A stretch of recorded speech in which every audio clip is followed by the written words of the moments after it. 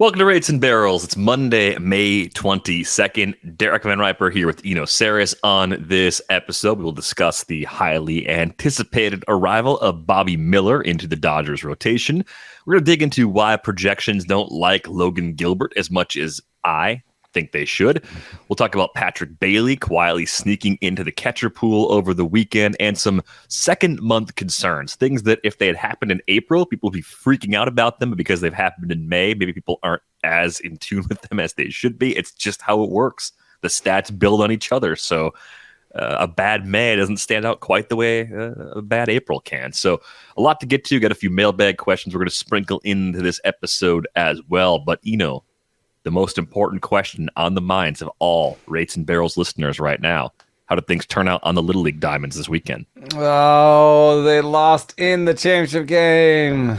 All House made it to the second championship game because it was a double elimination tournament. So they beat Say Hey the first time they played them, but the second time proved too difficult. And it was a tough loss, 11-9, I think, in 6 innings. They were complaining about an inconsistent zone. The kids were complaining about an inconsistent zone? Yes, the kids were complaining about an inconsistent zone. Where do kids learn how to complain about an inconsistent strike zone? Is that something that they talk about on Arthur and kids shows, or like do you learn that when you're really young? It's actually ubiquitous if you listen to a TV cast. It's like it's gonna come up. Right? Like, think about it. It comes about the complaints about the strike zone are either coming from the announcers. They're obviously part of the game when you see like managers get ejected or players rolling their eyes and stuff. You can't watch a game and not see or hear something about calls that people are upset about. So it's definitely it's not for me, built I'm in. pretty sure. And I don't think our coaching staff talks about it because they're 13-year-old umpires. So it's right. Not like... Yeah, they're kid umpires. Yeah. So we even if my dad gets a little grumpy sometimes and lets out that wasn't a strike, I'm like, shh, come on. So but it was one of those weekends where they couldn't be sad for too long because there was another party to go to right after that. So it was full of pool parties. And in fact, the entire baseball team had a pool party for somebody's birthday the next day. And they were all just playing baseball in the pool with pool, noodles and stuff. And so, and what's interesting is I've caught these kids, they've got the bug where they're playing baseball with whatever they have at their disposal at any time. So I came to pick them up from after school care, and they were throwing a tennis ball, and somebody was catching it with his hat. and they were hitting it with a plastic bat, and they just found a way to do baseball.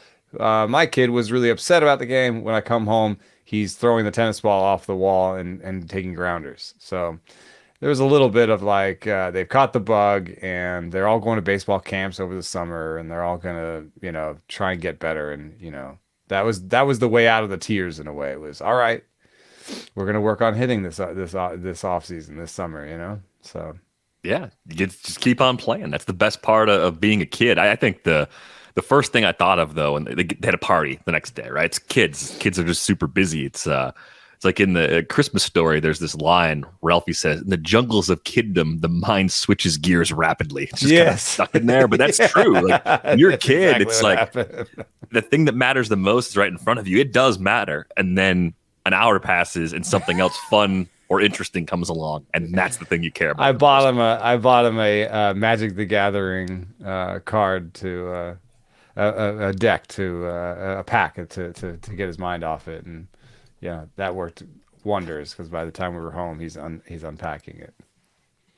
No, so bummed they didn't win the title, but glad they've got the itch and they're excited about just continuing to play because I think that's what you want. You want kids to be excited about games like that. Let's get into some topics. Bobby Miller is coming up for the Dodgers. I snuck a peek at the model. I didn't have to in this case because Bobby Miller is just pure filth. But the model also likes Bobby Miller. So this is the classic pitches for a good team, has a filthy arsenal, projects well, ticks all the boxes. This is going to be a potentially very expensive picture to add in Fab come this weekend, because he's going to have a chance to pitch at least once before Fab runs. And there's a chance that he actually hangs around for a bit because of the Dustin May injury. We're going to see Miller and Gavin Stone this week and the Luis Urías injury. Yeah, Julio Urías. Julio Urías, yeah. Sorry. He's got a hamstring injury. That injury doesn't look to be quite as serious, of course, as the May injury, but both of these guys, at least for a little while, are up. So with Bobby Miller, it's really just a matter of, is he completely back and healthy after that shoulder injury that slowed him down to begin the season? Based on his latest results for the AAA affiliate of the Dodgers, the answer is a resounding yeah. That was against AAA Sugarland. Thank you to a couple of our listeners for dropping me a note. It is Sugarland, not Sugarland. Very important distinction. 6 Ks over 6 innings last time out, 1 earned run, 2 hits. Got his first win of the season, but it's the depth of the start and just the overall quality that is exactly what you want to see. And it's just Stuff Plus has him as the second best starter in AAA this year, second to Mason Miller, and yet he does not really have the same innings concerns as Mason Miller, I don't think, because he made it to 111 innings last year. Right. So he only has 14 on the ledger this year, and I would think that there's a little bit of an opportunity here, like Bryce Miller, where too many people might be looking at those AAA numbers this year and saying, "Oh, he must have had a reduction in stuff." Model says no, and this is a guy who struck out 30% of the batters he saw last year in AA and AAA. And I would venture there's the possibility that he is the winner of the young pitchers looking to get into that rotation battle. If you think about it, they've had Gavin Stone up. There's Ryan Pepio is there, Michael Grove. To me, Bobby Miller is clearly better than any of them. And, I doubt that this rotation will ever be 5 strong and healthy at the same time. So I think there's an outside chance that Bobby Miller finds a way to stay on the roster all year. Yeah, I think even if they were completely healthy in the rotation, or if they added somebody at the trade deadline, Bobby Miller could help them as a multi-inning reliever. They certainly could use boost in that facet of the pitching staff. So I think that's another path forward for him. Long term, I still think there's a very good chance he's a starter, and a good starter. You mentioned the workload last year, well over a strikeout per inning. I think there's a ton to like with Bobby Miller. So all of this makes sense. One of the more exciting debuts we've had this season. We've had plenty of them. A lot of good pitching prospects have come so far, and Bobby Miller could be even better than some of the pitchers we've seen to this point in the season. Stone, I know you mentioned before, I think the main issue is that his best pitch is his changeup, and that's a very difficult profile to buy into. So is that the main source of your hesitation with him, despite really good numbers throughout last season, pitching at 3 different levels? Yeah, I just, I don't want to be anti-changeup, but, the model doesn't help us as much. There's definitely some outliers in that regard. But, even though I have this comp of like, maybe he could be a Tony Gonsolin type pitcher, he hasn't played out that way. And, to be fair, Tony Gonsolin's splitter rates as one of the best changeups in the game by Stuff Plus. You know what I mean? So there's still a chance that he could pull off a Tony Gonsolin-esque career and line. I'm just not sure it's going to be this year. And there's not really much to look at that says, oh, that Stuff Plus is wrong. I mean, you look at that 6% swing strike rate so far. It's not very impressive. So, and the velo 93.7 in today's game, that's actually slightly below average, amazingly. So, I don't know. I'm not saying that I'm out on Stone for his career, but I am saying that this year I would rather have Bobby Miller. Yeah, I'm with you. I think just based on the arsenal, I think I might have that gap smaller than a lot of other people do. I think with the Dodgers, because I trust them as an organization to do right by their pitchers, to put them in positions to succeed, both in terms of game planning and overall usage, that would get me to have more of that, hey, Gonsolin sort of cheats the numbers a little bit. air quotes Yeah, cheats. everybody. They've had the lowest BABIP forever. Right. Some of that's defensive positioning, Ooh, I'd like to even check. Do you think they have before the all lowest that. BABIP this year? I don't think they do. That would be the first time in forever. Like I couldn't find a year that they weren't. I'd be surprised if they weren't like top 3 or top 5 at least. That'd Here we be pretty weird. go. Pitching BABIP. Come on, sort. Because my argument was, even without being able to shift, you still get to choose where guys play, and you could still, within the rules, make some adjustments. Dodgers are 12th. Ooh, that is very surprising. Well, I guess who's number one? It's always one of these two teams. Rays? Yeah. So Dodgers somehow lost that juice. That's interesting. Well, yeah. I guess the other question would be, is 7 weeks, 8 weeks of season enough to say this is how it's going to be for the rest of the year, or is this just a snapshot of what's happened so far under the new rules? Yeah, it's fair to ask. There's some people who think that that Kershaw and Urías are the main drivers of that. That BABIP being down, and Urías is not having the best year so far, and perhaps the injury had something to do with it. It's possible. I want to get into some other topics, though, with you today. One in particular, why don't projections like Logan Gilbert more? He doesn't have bad projections, but Logan Gilbert, for as well as he has pitched throughout his big league career and as well as he is pitching this season, has surprisingly kind of just good instead of great projections by pretty much all the systems, particularly the bat at a 4.21 ERA and a 1.22 WHIP. Important again to point out the context of the bat adjusting more to this run environment than the other projection systems. So you're going to see higher ratios there than you do elsewhere. Other projections all across Fangraphs have him in the high threes. Zips, I guess, has him at a 352.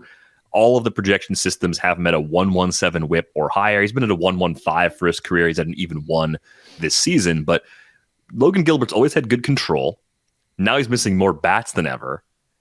What is it about him that is keeping him from kind of cracking the top 15 or top 20 by projection? Because if you run the auction calculator for a 15-team league, he comes out kind of as at the back of the top 30.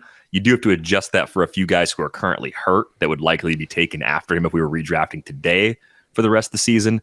But I would have predicted that to be more like a top 15 sort of pitcher rest of season based on what he's doing right now and what he's done overall throughout his career. Yeah, he's a strange one. But I think I'm a little surprised that the projection systems haven't caught on to his career high strikeout rate and progressed closer to that, because his career strikeout rate, including this year where he's striking out 30.6% of the batters he's seen, it's a really nice number. Is 24.7, and all of the projections have Logan Gilbert basically with a 24% strikeout rate going forward. And I don't know. It seems like in a given season, if a guy's jumped up to a new level of strikeout rate, I mean, he's got 50 innings in him. You'd think that you would hew a little bit closer to maybe what he's showing in terms of strikeout rate. So I also just know that our own projections mirrored that of the group. We had it slightly better than the bat because his stuff plus is pretty good. So we had like a 4 ERA projected rest of season. So, our projection system did the same thing as the rest of them. But I'd say just using my eyes and then, just a little bit of a story here that's kind of fun. Logan Gilbert and Ian Hamilton are owners of perhaps a unique pitch. We've talked about Ian Hamilton on this cast, that his slider is weird. But there's a great piece on Baseball Prospectus today about they're calling it a slambio because Gilbert and Hamilton both throw really low spin gyro sliders that are like 89 miles an hour. And they're just really strange because it's almost 0-0, just like if you shot a bullet, that's what the bullet has. A lot of gyro spin. It has no seams on it and has tons of spin. A bullet does, so it just goes straight. And so these have a lot of spin and somehow not a lot of spin, but they also don't catch the air anyway with the seams, and so they have almost no movement. And it's been really effective And I think for Gilbert, the key is really that he can command it well, and it's 89 miles an hour, and it looks like his fastball Hmm. until it's not. But, Stuff Plus loves his slider more than even than Hamilton's Slambio. And it likes his curveball for once. So, it never really liked his curveball before. He's made some changes to that. I don't know. It's a great fastball. Usually, it's a little bit down this year, but I would say it's a great fastball, great extension, great velo, great movement, and he's sort of figured out how to put the right pitches around it. I think this is the sort of art of developing a starting pitcher. You think, oh, the Mariners are like, hey, everybody has to learn a sweeper. Logan Gilbert, you got to learn a sweeper. It's not actually maybe a great mix for his arm slot, and he can't command it, but it's the hot pitch. Everyone's got to learn it. He comes up to the big leagues. He's like, guys, I can't command this thing. I got to ditch this sweeper. Goes to the gyro slider, wants to do the Verlander gyro slider, but then finds his own version of it, and now he's really thriving. So when I see this sort of stuff happen, I tend to believe. Yeah, there's a ton to like in this profile, and I'm just looking at this split finger that's popped up on here too. He's throwing that 12.5% of the time according to Savant. The spin rate on that is 899. Is that right? Is that a glitch? Like what is that? I've never seen a 3-digit spin because his slider spin rate is 1500, and that's incredibly small too. So he's found a way to not spin his pitches. It's really working for him. Also, his curveball is the hardest it's ever been, plus the most downward movement he's ever been. So somehow he's found like just having these harder breaking balls has been really working for him. Yeah, so I had this problem that came up with Gilbert. I had Gilbert on a team, it's a 12-team AL only keeper league where everybody's looking for pitching. My team's been really hurt. And I got an offer that I thought was pretty fair from a friend of ours. Actually, St. Danny actually made this offer. And I was offered Taj Bradley plus Bo Naylor. It's a 2-catcher AL-only keeper league with OBP for Logan Gilbert. And the salaries were pretty fair. Keeper years were pretty even. That'd be pretty tempting. I took it. Get a bat for my pitcher. Yeah, I took it because I thought I believe in Bo Naylor, and I think... Well, now Bo Naylor can't throw out a single base runner in the minor leagues. Yeah, the trade was made before Taj Bradley came back up. Yeah. So he was struggling at AAA, but it was also made before the report about Bo Naylor not being able to throw out base runners came out. But my instinct was, even though I like Gilbert and he's a great AL only keeper, as much as any pitcher can be a good keeper, it's like, well, I'm getting a guy that I like just about as much in Bradley, plus I'm getting Bo Naylor. This actually seems pretty good. And the thing that nudged me over the edge was actually a quick glance at the projections and going, okay, projections don't like Logan Gilbert as much as I do. Get out of my own head, make this trade. It's a fair offer. Make yourself better for the future. And it's the perfect kind of fair trade because I think a week has now passed, 10 days have passed. And now you hate it? And I would just, no, like if it were offered to me again, I might just flip it back the other way and be like, yeah, that's probably good. And I'd probably agonize about whether or not I was right to switch again. So it's this super fun deal that I didn't expect to happen. The interesting thing about Taj Bradley, by the way, I'm glad I snuck him into the rundown for personal reasons. He may have a 2-step this week. They confirmed he's going to start against the Blue Jays on Tuesday. If they stay on schedule with him, he would go again on Sunday, also against the Dodgers. Is this a 2-step that you actually want, even though Taj has been really good at the big league level? Do you trust him for that? I'm throwing him, but my main is in last place, and oh no, we're in the we got to do something phase. So we are not only throwing him as a 2-step this week, we are throwing Luis Ortiz in a 2-step against the Rangers at home, and I saw that tweet. It was the Mariners in Seattle. Yeah. It was like the Rangers have been putting some big numbers on the board. Oh, shush you. So there's that. And the Mariners are going to get better. It was exactly the kind of 2-step where you look at it and you're like, That's right on the borderline, and I'm probably going to take it. Is not showing any command, and I think the stuff is still there. But I think it's interesting just to put Logan Gilbert next to Taj Bradley and Luis Ortiz. It's like, Logan Gilbert has gone through all this. Mm-hmm. You know what I mean? There's some value in he's made the adjustments and figured out how to make his arsenal work together. Like, I don't know that I'm out on rookie pitchers like forever, but I definitely am not going to I'm not going to do a big bid like I did this year on Taj Bradley in the main, I think next year, because like how many rookie pitchers have we had come up, and like how many times can you spend $200 on a rookie pitcher? And then there's all these like other pitchers that are like making the adjustments and becoming the pitchers we thought they'd be. Like, remember the hype around Logan Gilbert when he first came up? Right. Logan Gilbert was big fab. I think that was reasonably well spent until the very end of the season. The ratios got a little bit bumpy at the end. George Kirby last year, I think, was big fab, well spent. It can work. That's true. It can work. But I think the best way to solve the problem is to work backwards. Just like you don't want to be in a position to have to make a big triple-digit bid on a closer, you want to have enough closers going into the season. Sometimes they get hurt. You have to deal with that. Fine, you got to chase saves because there's an overall component to those leagues, and you can't be bad in any categories. So you have to kind of desperate times call for desperate measures and just fight for closers like everybody else does. I think the balance of starting pitchers on the roster at the beginning of the season needs to be even more extreme on the pitcher side. I know Dalton Del Don from Yahoo has been just going straight yellow down the draft board for the last 2 seasons at least. And I think you're going to see a few more people adopt strategies like that, or at least similar to that, where they're going to say, screw this. I went through an entire season where I had to overpay for pitchers who were young and had innings caps and bad injury histories, and all of that's a choice.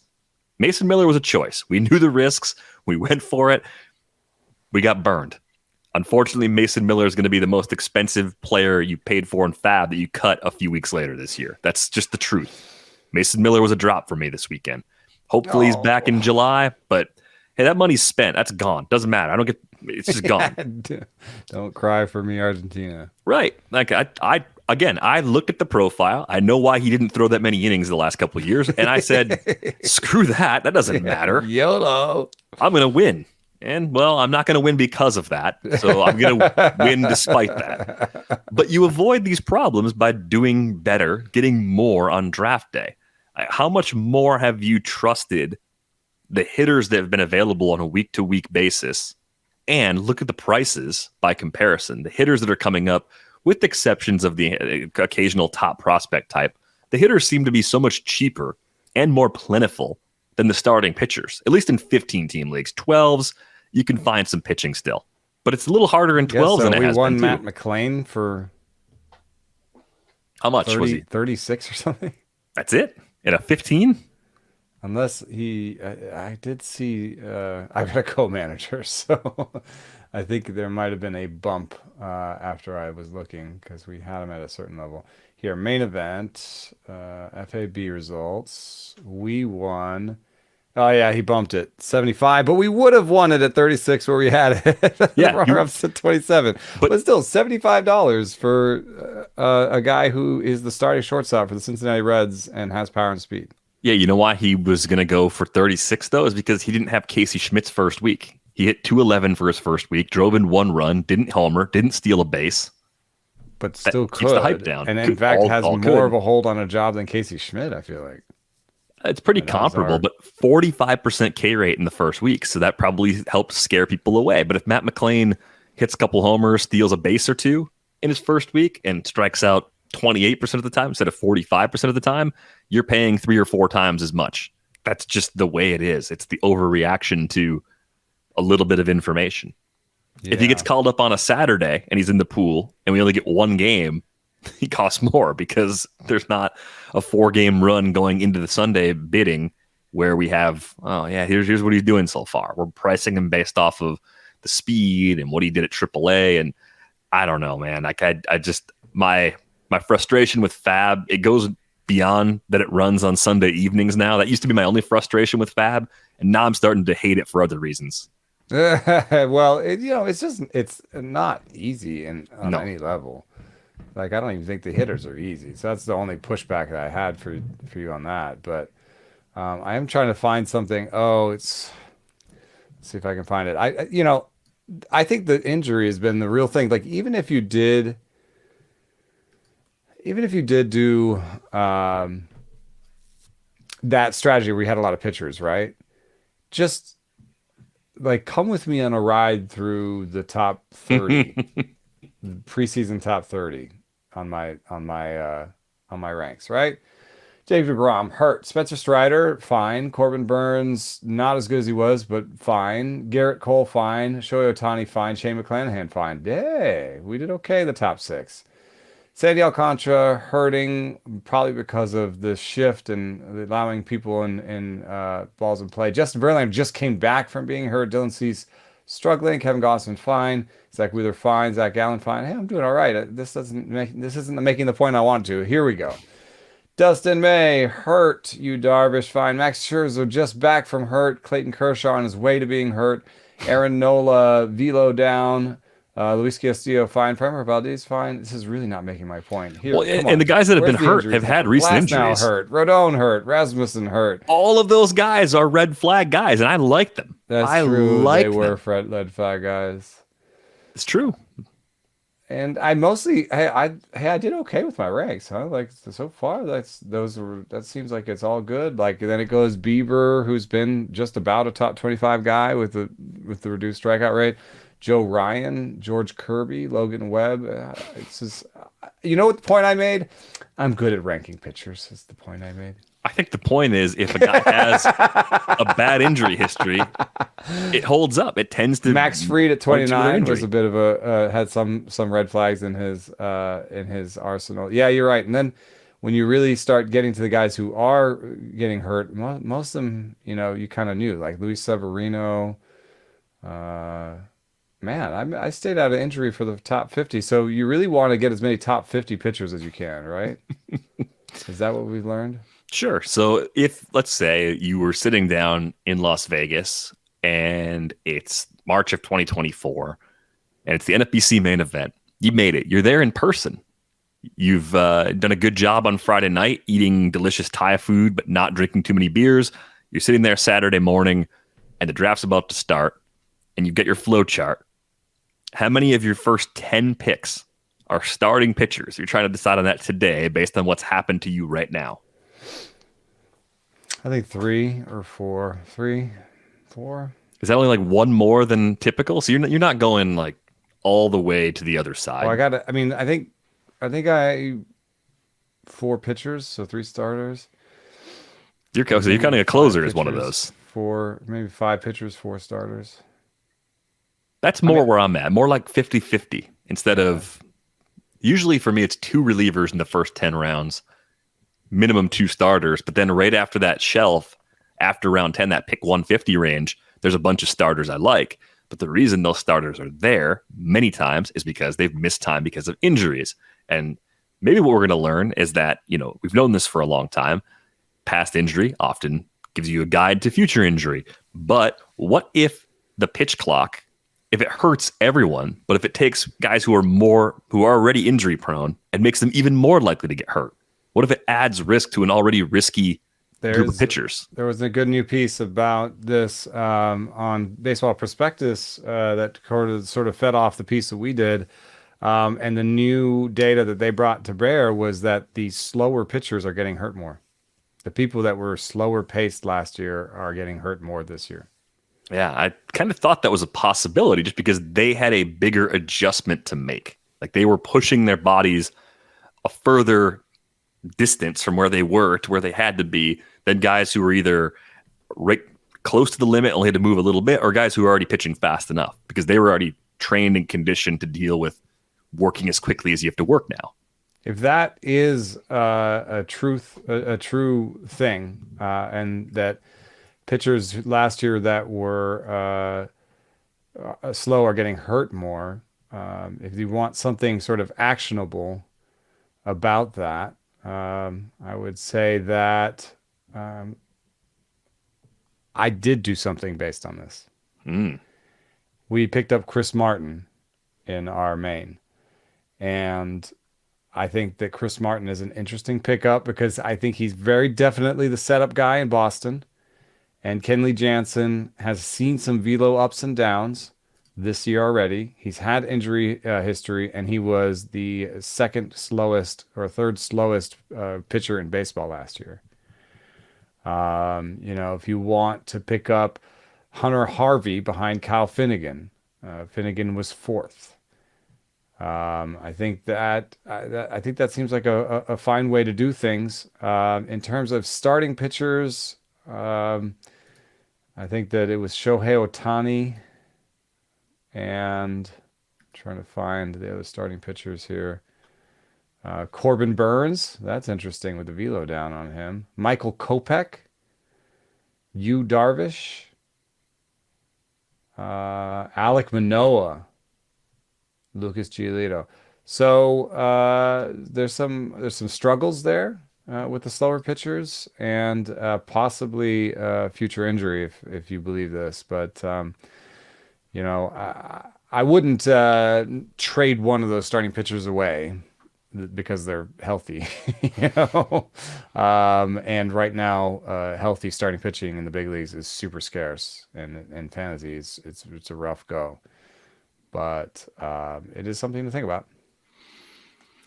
Yeah, there's a lot there. I'm also wondering if we have some guys who've been in the minor leagues who dealt with the pitch clock already, and maybe if they're less likely to be hurt because they've been conditioned a little bit longer for an extra season or two. They don't even think about it anymore. Right. When I ask a young pitcher about it, they're just like, what? I don't know. I mean, it still could cause injuries, but the pitchers that have already adapted to it might be less likely to get hurt compared to their and the data says that veterans. It's a good piece. So interesting. Let's get to some other pitching matters, and let's talk about Jameson Taillon for a moment. Oh, that's not ratio punishment, just absolutely disastrous last week. And it goes back before last week. I think what it did for me, what Jameson Taillon did last week, 10 earned runs in total of 7 innings over the 2 starts. What that did for me was really open my eyes to the fact that he had a 6.41 ERA and a 1.47 WHIP prior to doing that. And I liked Taillon quite a bit going to the season. I thought he was one of those players that right around pick 200 was a good value. I thought his home park was going to make him really stable. I think he's only had 3 home starts so far this year. In 2 of those, he's failed to even pitch into the 5th inning. It's been rough for him so far. And the K's last week, even while he was just banging up the ratios this week, it wasn't like he got 7 Ks in those 7 innings. He got 2. So you took a ton of dead weight in terms of ratios. But what's wrong with Taillon overall? Like, why are things going so poorly for him? Because getting out of Yankee Stadium for half of his starts seemed like a surefire step forward for him. If anything, it just made it possible, in my mind, for him to repeat what he did last year more easily, even if he took a small step back skills-wise.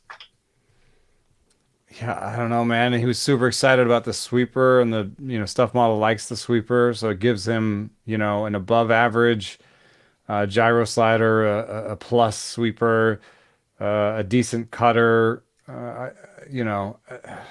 His sinker looks like average in the model. Even his locations are not bad. He's above average location plus on every pitch except for the change. I don't have an answer because I really thought the change in park and division would be, great for him. And I don't even know if I can afford to drop him considering how unhealthy the rest of the league is. Even by something as simple as K minus BB, he's slightly above average. You'd think that he would at least be a guy you can play in certain matchups. In retrospect, if we made him a matchup starter, we could have avoided some of those blow-ups. I should not have started him at Philadelphia. Yeah, but you had to start him at Houston with it as part of a 2-start week. So it just kind of like the Taj problem. Taj Bradley to me is better than Jameson Taillon, but the same sort of, I trust this guy enough. It's 2 starts. if he's bad in one, he'll be good in the other. It'll be a 4.50 ERA week, but I'll get a win and I'll get 10 to 12 Ks and it'll be worth blasted. It. And he got blasted. 2 on the road is tough. If we did play the single game daily leagues, would you start? Would you start him? I mean, this is sort of in retrospect, it's opening day, but like I think we would have started him at home against Milwaukee opening day, right? 100%. Yeah. All right. So how about Texas that next week? Texas is showing a little bit of offense, but that's a home at Texas. Yeah, I would have started. We still would have used them because at that point, we didn't know as much about this Rangers lineup as we do now. They would have been more in the, it's okay. We like Taillon enough. Play him. It's home. So play him. You got 9 innings and 7 earned runs, but at least you have 9 strikeouts. So you're like, okay, at least he's striking guys out. At the Dodgers with your 9 earned run ERA and like the 7 ERA in your back pocket, I think you almost wouldn't have played him. You wouldn't have played him. Even if he pitched really well in his first 2 starts, you would have said, "Oh, at LA, I'm going to use my next best option. I don't like throwing right on that line anyway." Yep, going in. Yep. So you would have missed the best start of the season. 5 scoreless. Imagine that. You would have. And then you probably after that would have been like at Washington, sure. At Washington, you would have thrown him. He only went 3. That was coming off an injury. St. Louis was scuffling then. So you really... It was home, too, so you probably would have been in on that. I would have been in on that. I was in on that. I lived it. I was there. So you would have gotten to this place in worse shape than if you just start him every time. But I just think that there's some value here. There's no... I don't know. I don't really see an obvious, like, there's a real problem here that he needs to fix. He used to have reverse splits, and the sweeper should be making him better against righties. Maybe the reverse splits weren't actually believable because lefties are the side that are killing him this year. Yeah, it's tough. He's got 2 at home for his next 2 starts. He's home against the Mets this week. Like right on that line. I've sat him just because I would have pitched him before, but I just need to see something from him now. In the 15, he might just be in because I don't think I have a better option. And at 12, I probably have something better on my bench. And then next week, he's home against the Rays. You're going to throw him even at home against what's been the league's best offense so far? Yeah. That's rough. So now he's going to turn it around on our benches for the next 2 weeks. Which one is the sweeper? It must be the curve. It must be the curve that's the sweeper. He's still throwing it to lefties. All right. So wait a minute. This could be part of it. So you don't see anything that's totally broken, which means if he's available, you're picking him up, and you might even try to make a small trade to get him. I think he's having a little bit of the Clark Schmidt problem because he's throwing his sweeper because he loves it and he thinks it's great. He's throwing it to lefties, and lefties have a 429 ISO against it. It's big. It's a big ISO. It reminds me of the Clark Schmidt problem. I think there's a certain amount of pitchers that have this new sweeper and are excited about it because the stuff model and because they can see the movement, right? And it's a very compelling pitch, but we just wrote this whole piece about how it has the worst platoon splits in baseball. I want to see now, because Clark Schmidt just came off one of his best starts. I want to see now his usage against lefties. What has he done? He's weirdly started using the sinker more. Yeah, he had to wash his hands this weekend too. Did he? Yeah, that was the drama on Friday night, I think. But he's still throwing his sweeper 20% of the time to lefties. And I guess they're not bludgeoning it. Okay. No, the sweeper is the slider. 375 ISO against his slider from lefties, against the sweeper. Like, these pitchers need to stop using the sweeper against lefties. I think that's it. And you got to think that somebody could be in his ear and tell him that, because he didn't used to have a sweeper and he didn't get used to get blasted by lefties. So you could be like, dude, just be your old self against lefties. You remember the stuff that used to work? Yeah, in a park where lefties could destroy you? Try that. Yeah, throw your cutter and your old slider against lefties and throw your sweeper against righties. I don't know. It's All like right. it's a shiny new toy syndrome or something. But it seems like, it seems I would rather, would you rather this sort of story from Taillon or like he's down, 2 miles an hour on the fastball? Oh, I'd much rather have the nothing's been wrong. It's a strategic thing because that's so much more fixable. Yeah, that's what I think. Because what's the easiest thing to do next start? Change your pitch mix. Yeah. That's a lot easier than change the shape or get velo back or whatever. Hmm. So I think I don't want to like declare him like a buy low that you have to go trade assets for, but like, he's probably on wires. He If probably is you after can this past week. Yeah. if you can just pick him up and just put him on your bench and just watch him for a little bit. This is a guy who used to be a quality pitcher. It's not like he's just gonna unlearn that all in one off season. If you get a gem this week, that doesn't change anything for you about throwing him against the Rays, right? That was just a bad idea Is it 2 or 3 weeks ago, Is it right? in Tampa? It's home. It's at Wrigley. I mean, I'd like to know maybe weather stuff. I think that maybe some of this. I don't know if we can retroactively do the weather thing for him, but like Wrigley plays very differently from start to start. So if I could have some sense of what the weather was like, and if it was a day game or whatever, those things might matter to me. Because if it was in Tampa, I might actually pitch him if he has a good start this weekend against the Mets. You know what I mean? Interesting. Well, usually, not always, usually the wind is more likely to blow in than out. Usually it's more pitcher friendly. If you can find out ahead of time going to the week that the wind might be blowing out with some force, Yeah, especially, it's hard to then do on a easy weekly avoid. thing. This is more of a daily, like, what's Yeah. the weather like today kind of thing. On a weekly, yeah, Tampa has a pretty good offense. I think I'd probably sit him another week. But if he then had two good starts in a row, then I think, I'd be much more likely to start looking at him that next week. Yeah, story could change with a few more outings. Good to see that there's nothing actually broken looking underneath with Jameson Taillon. Let's talk about Graham Ashcraft, who's fallen on some difficult times in May, most specifically just two bad starts. One blow up at home against the White Sox. The White Sox put 8 earned runs on him in 1 2/3 back on May 7th. The Rockies got him again at Coors for And that 7 was earned. so weird because I watched that game and he was dealing for 4 innings. And I was like, he's going to get out of Coors alive, dude, after I, would never have started him here. I think that there is, I know that his career splits are somehow better at home than away. I don't think that's Memorex. What was it? Real or Memorex. If you look under the hood, he has allowed the same WOBA away and at home, and that's weird because his home park is a big inflator of offense. But anyway, the story for me and every Ashcraft start that I've watched is deals for 3 innings and then the wheels fall off, and so. I would be much more likely to have started him very conservatively. So if we play the when would you have started him, I would have started him at Miami, at Pittsburgh, and home against Pittsburgh. So I would have started him maybe 3 out of the starts he's had so far. And I'm a guy who's high on him, but we had him as a 4 true talent ERA going into the season, which means basically a 4.3 because of the way the run environment has changed.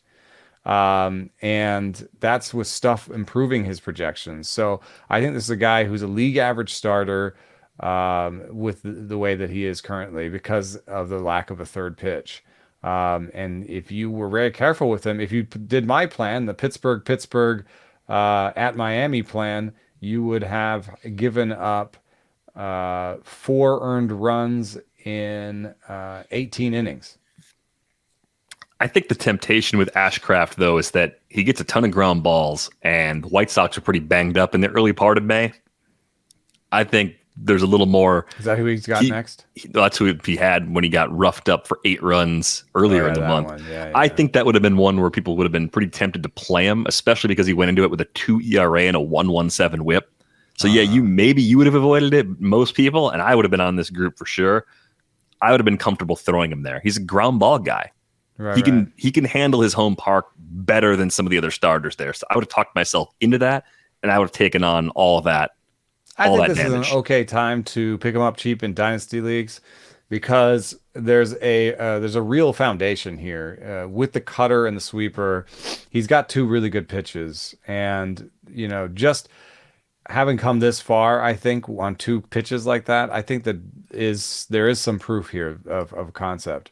He just needs another pitch. The sinker is not it. He's not been able to use it. He's not using it. He's become a two-pitch pitcher. The two pitches don't create whiffs on the same level as Hunter Green or Spencer Strider, so that is not an option for him. I think he would really benefit from a poor curveball, just a slow curveball that he can drop in the zone. Because it would be something that would come in at 79 after he's below 97s, and they would probably all spit on it. Then he gets a called strike. Called strike. Now here comes the sweeper, or here comes the cutter, right? So, and then you make people play a little bit with that, 80 to 98 kind of difference in velo, So I do think that long term he's still someone I'm interested in. But this year I'm being super careful with him. Anybody that projects, I think, for like a 4.3 ERA, you got to be careful with. We were just saying to be careful with Jameson Taillon. He projects for like a high threes. Right. And he doesn't have to deal with Great American Ballpark for half the starts, even though I think Ashcraft's skills fit that park better than other pitchers that they try to roll through as kind of mid and back end sort of starters. I don't have any proof of this, but this is something that I've heard from players and coaches, which is that it's possible that this year is all about the like blow up, like the clock helps you get into a bad place. Things can spiral on you more easily because you don't have the time to settle down, kind of regroup. It's sort of like there's no time for breathing exercises and and going through the things that your sports psychologist told you to go through. You just got to keep throwing, and it's just like a ball gathering steam, like a ball gathering velocity going downhill. Like it's a car crash, sometimes. And so I wonder if there have been more blowups this year, because I just feel like, yes, the run environment is up, but when I tell you that the run environment is up bigger than it's been, other than like maybe there have been 5 bigger run environment increases in the free agency era, you're like, okay, so it's like a top 6 run. It's a little bit less than 2019, but somehow maybe 2019 does capture it. There were times in 2019 where you're just like, I don't understand what's happening. Like I have a good pitcher here and he has a 5.5 ERA. Like that's how I feel again this year. So maybe it is a little bit like 2019, but there are guys that just have just the hugest ERAs that you're just looking at being like, I don't like what happened? This wasn't happening last year, was it? So between the injury and these huge ERAs, it's been a really rough year for pitching. Yeah, it really has been. And it's not just pitchers that are struggling. You see a few hitters that have underperformed recently. I don't think I have them anywhere this year just because of where I was drafting. But Julio Rodríguez has actually been pretty quiet throughout May. We're not going to look at 17 games for any hitter with a ceiling like this and say, he's broken. You don't want him in the first round next year. Give up. It's not like that. But we're looking at a guy who's now hitting 204, 280, 376 so far this season. The barrel rates are still solid. The chase rate's the same as it was a season ago, within less than a percentage point. So there's not much that's changed there. He's still stealing bases. And when he connects, he is still hitting for power. He's got 7 homers on the season. Any concerns here outside of maybe just the young player going through typical adjustments? The league adjusts and the hitters do adjust back, and it's just kind of a cat and mouse game as we've described it in the past. Is there anything else with Julio that would give you some concerns? The book has not changed on him. They're trying to hit the outside, low and outside corner this year as they have in the past. And he is trying not to swing at those pitches. And this year, chase rate doesn't always capture everything, because there's also like swing at the pitches they want you to swing at that are in the zone, like there is a sort of cat and mouse within the zone because it's hard to cover every spot in the zone. But he's been chasing low and off the plate a little bit. And if you look at his O swing and use that maybe as like a proxy for, what his approach has been like, he has been chasing a little bit less as the season has progressed. I talked to him about this, being like, okay, they're really trying to backdoor you and throw low and away pitches. Like, when do you decide that's a problem that you need to do something big about? Or just it's just a couple weeks and everything will be fine in a week from now without a big change. And he said there's always room for like making day-to-day changes, but big changes, that he just didn't really think that was that was what it was in the cards for him. So I think this is pitchers think that they have a hole on him, but if he's able to do what he's doing, with them trying to exploit the oldest hole in the book, like low and away, I have a feeling that he's going to be fine. Yeah, this gets me back to a question that we may have talked about on the show once before. This came from Chris about 2 or so weeks ago. And Chris just wrote in that he was looking at hard hit percentage. Anything above 95 miles per hour, of course, qualifies as a hard hit. And he's just looking at batting average on hard hit balls. And I ran that StatCast search to see anything hit over 95. What does batting average look like on those balls?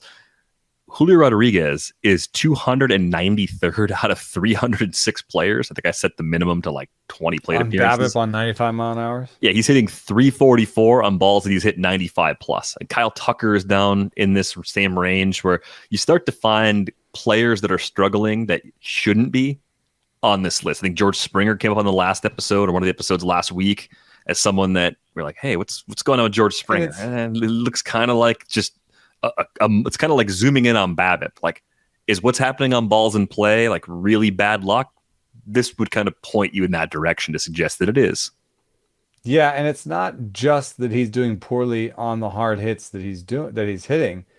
It's that he's also hitting the pitches hard a lot. Mm-hmm. So it's kind of a double whammy in this case where like he's got among hard hit rates, he is 25th in the big leagues.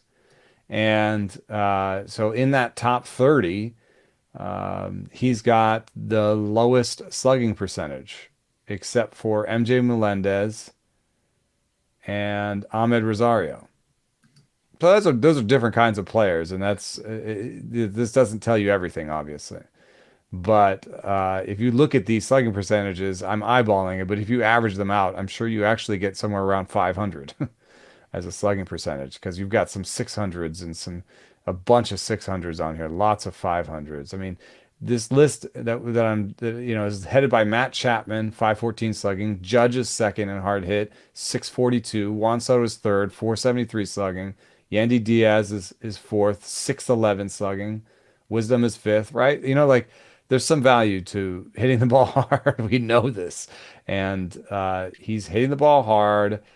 He's not getting good results on it, but in terms of strikeout rate and walk rate and ground ball rates, nothing looks like it's really in trouble.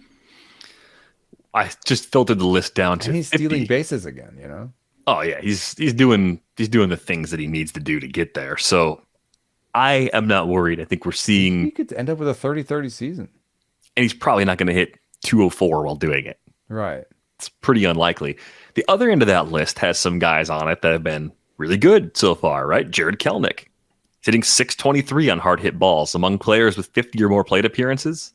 That's number one in the league. Nolan Gorman at 612. Aaron Judge, I guess I'm not surprised. He's up there. He's at 611. Cedric Mullins. I think I just saw Mullins hit another home run over the weekend. He's been getting to his power a little more than I've expected. I wonder if you look at the top of that list and say that's a little bit of good luck, probably over their skis slightly based on expectations. Bottom of the list, I'd want to opposite. I want to pair it also though with just a sense of how often they hit the ball hard. You know what I mean? Mm-hmm. Because Kelenic could get fewer results on his hard hit balls, but also just hit so many that it's still fine. You know what I mean? Mm-hmm. Like he could go from 600 to 500 and that on those balls, and still, if he hits a bunch of them, it's great, right? Like I'm a little bit more concerned sometimes when I see someone with a decent slugging and a really low hard hit rate. You know what I mean? Yeah. So that Estoy Ruiz does not have the hard slugging, but he's the poster child for the softly, the low hard hit rate. It's something we've been talking about for years, but years it seems like, probably not. It's been like one. Yeah, but a lot over the last year.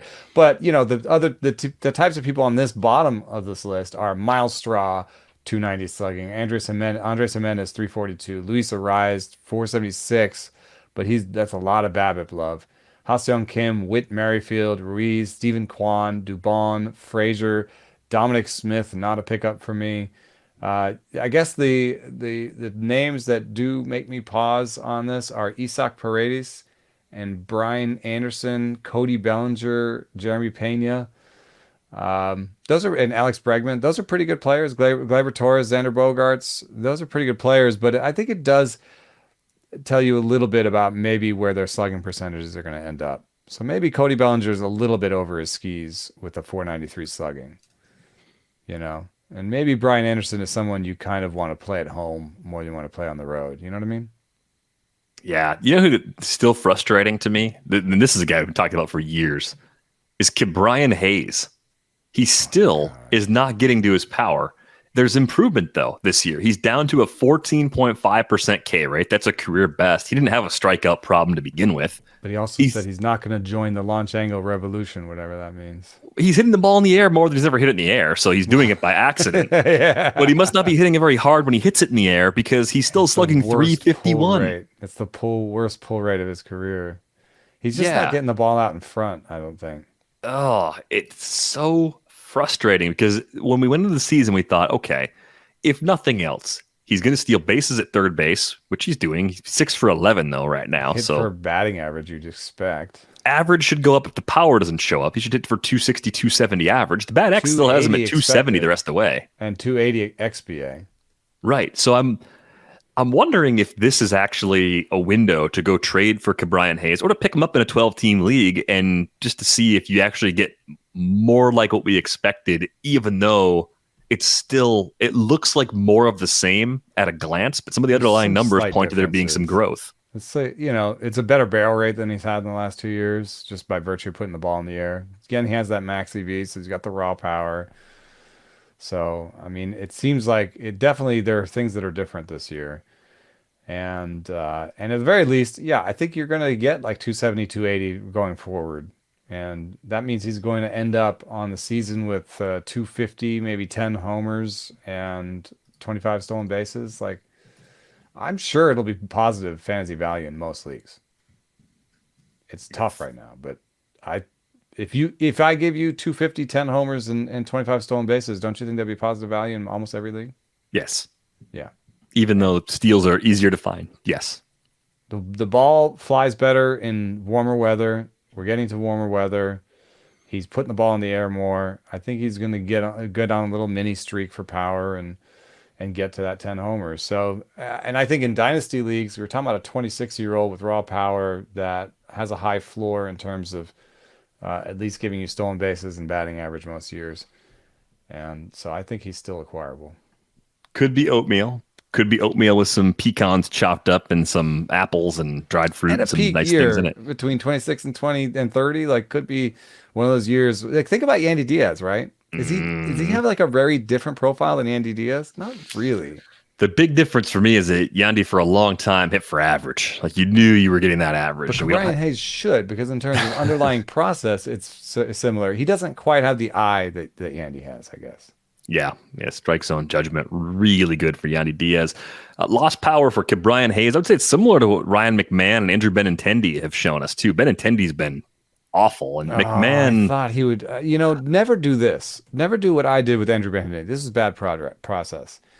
I saw that he changed his swing to fit Kansas City. And so he became a contact-oriented guy, and I said, "Oh, that's just in Kansas City." And he even said, "I'd like to pull for more power in this new stadium in Chicago." But don't believe them. You know what I mean? Like, wait until you see something. Don't be like, "Oh, he's just going to change his swing," when you haven't seen anything that says he is. You know what I mean? Pulling the ball for power works everywhere. Like Right. that's the thing. Like it's the other types of power that can be more extreme based on park factors, but just about everywhere, if you pull it That's and hit true. it hard, it's gonna be good because And down the how line likely it's is it that he closer. can undo something that just got him a decent contract? You know what I mean? He got a 5-year, Ah, $75 million deal. Is he really going to change everything about what he's doing after signing that contract? it's so strange to me. I don't understand. Like, if he had something that was working in 2021, why on earth would he do something to change that? That makes no sense to me. None. Yeah. Well, I mean, then he had, I guess, a good year, and once you hit 300, that might be like catnip. Is Um, it? yeah, 300 still carries a lot of weight among players. Still care about that? I think so. It'd be so much fun to hit 20 home runs than to hit 300. As long as you're not like horrible in batting average to get there. If you're hitting 205 with a 260 OBP to get your 20 home runs, that's miserable. But yeah, I mean, he was definitely a better player when he hit 271 and hit 20 homers in 217. right, the way that Andrew Benintendi hit 20 home runs back in 2017, that's a fun way to hit 20 home runs. Or 2018 when he hit 16 homers and hit 290. He was stealing bases then too. Yeah. It's Ugh. he's like one of those toolsy guys that he's hit the ball out into the water in Staten Island. And he definitely has the raw power, but that's fallen off too. Like he used to hit the ball 110, now he's hitting the ball 105.7 as max. So I think he's got bad coaching or something. Like I think there's other versions of Andrew Benintendi that are better, but I don't want to bet on the White Sox to uncover that because they don't seem to be doing a really good job in hitting coaching. It comes and goes. At least we've seen a few of their bats wake up here in the last few weeks. But I think with Ryan McMahon, the approach looked like it was headed in the right direction late last season. It seemed like he was starting to pull the ball to get to the power more consistently. You talked about that in the spring. He's got the best barrel rate of his career, so he is getting the ball out in front more, but it's had a deleterious effect on his strikeout rate. Very odd. 32% K rate. Not out of bounds, though, compared to the upper ends of his earlier career ranges. Are you buying in on this, that he can make a few Yeah. adjustments and give us the season we were hoping for? I actually think this is a little bit like the Hayes thing where you're like, hey, this is actually good, Rook. I think it's not a Rook anymore, but like, hey, kid, keep it up. Like I think getting to a 12.5% barrel rate is good. That's a good idea. He should do that. Yeah. That's the type of hitter he is. He's a guy that should walk. He should be more patient than he is, but he's got a decent eye. And when he hits the ball, he should hit it for power. There's pretty good projections agreement on him, too, with all the different methodology between Zip Steamer, the bat, the Bat X. 250 to 260 with 16 homers, 15 to 16 homers. And pretty good counting stats. So close to a league average bat that maybe plays up a little bit. I will say that in my main, anytime we can get him out of the lineup on the road, we have been. So it's true of most of their bats, though. yeah. So that's the usual problem that we've got. Hey, solve the problem McMahon. for me. Okay, I'll try to help I'm you. gonna make you work for me. How this works. My AL labor squad is in first place, and needs pitching and needs saves. Reynaldo Lopez has not been the brilliant pickup that I thought he would be, and so I'm looking for a second closer behind Duran. And what I've got is Ronaldo Lopez, Josh Sabors, Carlos Hernandez. Those are my relievers. I picked up Garrett Acton on the wire because Stuff Plus loves him. He's a great fastball. He's pitching well. There's an opportunity there for him to be a closer. However, I have to drop one of Sabors, Lopez, or Carlos Hernandez, or not pitch Zach Greinke at home against Detroit this week and put Greinke back on the bench. You probably have to throw Greinke. It's a pretty good start, right? Right. Detroit at home. Yeah, that's a pretty useful for ratios purposes. Sabors is getting the holds in Texas. Reynaldo Lopez is not almost. Joe Kelly is ahead of him, and now Liam Hendricks is back. Yeah, so I guess how much do you value having a setup guy, a multi-inning setup type guy that you believe in from a skills perspective. For me, the answer for Ronaldo Lopez is home runs have been a major problem. The Ks are there. Walk rate's up a little, throwing but a sweeper to lefties. I'm sorry to say it's true. yeah. Carlos Hernandez is by role is not exactly where I want him to be because he's kind of their opener right now. See, but to me, there's a chance with Carlos Hernandez. There's a better chance that the Royals find a more valuable role for Carlos Hernandez than there is for the White Sox to do it with Lopez.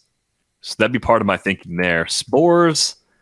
All right, Spores is the guy I know the model likes him because we were looking at the Rangers bullpen a few weeks ago. Uh-huh. Do the Rangers like him? Right. That matters.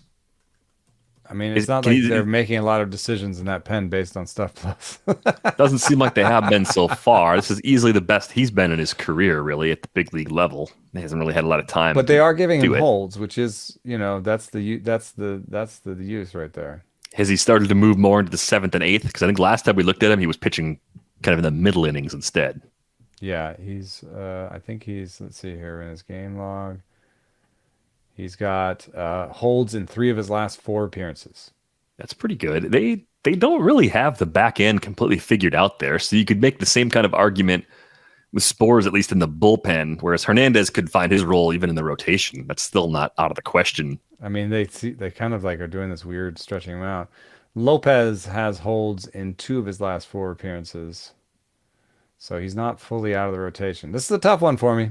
I might just take the chance to just get one more week of information on the relievers and not throw Greinke. I don't hate it because I think you've got a reason to hold each of them, but I almost wonder if Lopez is the smartest cut because he might be the easiest one to get back or the least likely to be expensive to get back. Unless he gets like a save this week. But Hendricks is coming back soon. We don't have an exact date. He's coming back soon, and there's already other guys taking on those saves, so... When's the next time you're going to throw Ronaldo Lopez in your lineup? I mean, here I have to every week, but yeah. Yeah, it's weird how bad he's been. Projections have him 433, 434, and a 122 whip. The projections aren't something I really like from the bat. Like I don't want to put that in my lineup every week. No, not from a reliever. Yeah, I think you could find. I bet if you look at the wire, you can find some relievers that project more favorably or project equally to Lopez. All the other guys that I mentioned. Yeah, Acton looks pretty interesting, by the way. He didn't come up on the Friday show this week, but of all the A's relievers that have been spinning through in the last year or so, he's like the first one that actually has like kind of eye-popping strikeout rates in the minors, at least. Yeah, like my analog method for evaluating players says if he just keeps the ball in the park, which the park should help him do, and a lot of his home run issues popped up. They got real bad at AAA, but that's PCL, right? Vegas, so yeah, I think this could actually work.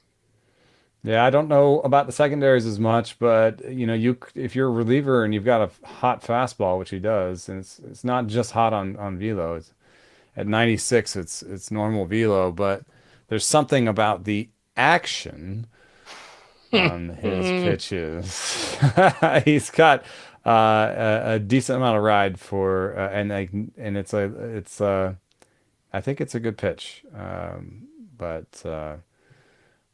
We're going to learn more as it comes out. We'll see. I'll let you guys know what you do. And then, is it time?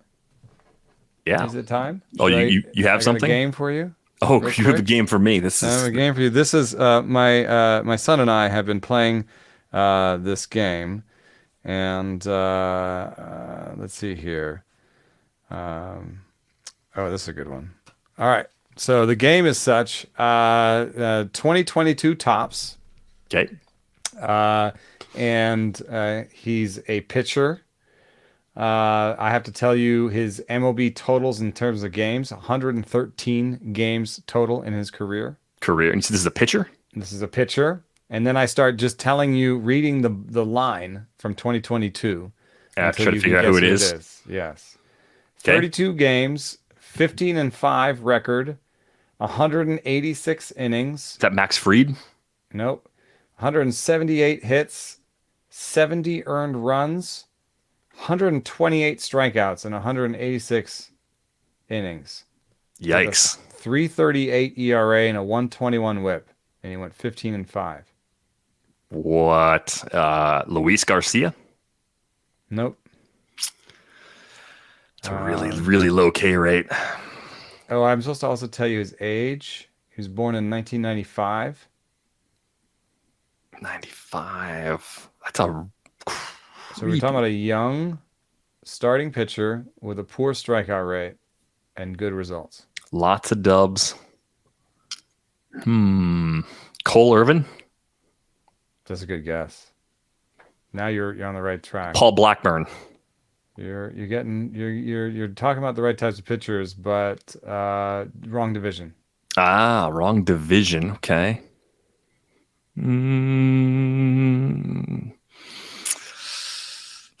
Right league. Ranger Suarez? No, I was in the right league. Okay. How about Malley strikes out more guys than that, so it's not him. That's a super low key. It's not Tyler Malley? No, it's a good guess though. Too. So you didn't get 15 wins. The wins thing is such a weird. What do you got? Oh, God. Cal Quantrill. Cal Quantrill. It's disgusting. Anyway, it's been a fun game. He just it's a really fun game. He says a stack of cards, and I have to try and guess them. That's real fun. How many guesses does it usually take you? Yeah, I've gotten them. I've gotten the one. I've only not gotten one where he had to tell me who it was. But I usually get them, and it's usually somewhere between 3 to 10.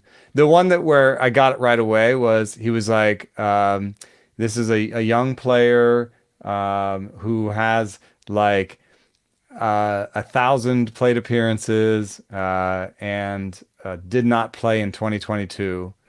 And in 2021 had like 30 homers or 38 homers or something. It's Acuna, right? No, it's Tatis. Oh, Tatis, right? Yeah. Did not play in 2021. Did not. Yeah. Acuna came. I was like, at first I was like, what? Young player with lots of homers? Yeah, right. Didn't play last year, and I was like, oh, I know that is. Sure. Yeah, that makes sense. I would have got Quantrill after about 8 more minutes, which would have been really enjoyable for the listeners. For me to just grind through that as I check all the AL pitchers off that don't strike guys out. 15 wins last year for Cal Quantrill. Wow. That was valuable in deep leagues, I bet. Yeah. All right. Well, on that note, maybe we'll play that game on a future episode. That's pretty fun. Drop us a line at ratesandbarrels@gmail.com is the best way to reach us via email. You can find Eno on Twitter at @EnoSaris. You can find me at Derek Van Riper. If you'd like a subscription to The Athletic for now, $2 a month for the first year at theathletic.com/ratesandbarrels. Keep an eye out. Maybe we got a special coming up with the holiday coming up a week from now. Slight schedule change for this week. We'll have 3-0 coming out on early Thursday, being recorded Wednesday. We'll have a Thursday episode of Rates and Barrels this week. So a couple shuffles going on. I've got to be off for a couple of days later in the week, but we're going to have a project prospect for you on Tuesday. Plus, we'll talk about Patrick Bailey on that episode. It seems more appropriate to bring him up tomorrow than it did today because we rambled so much about other players. So that's going to do it for this episode of Rates and Barrels. We're back with you on Tuesday. Thanks for listening.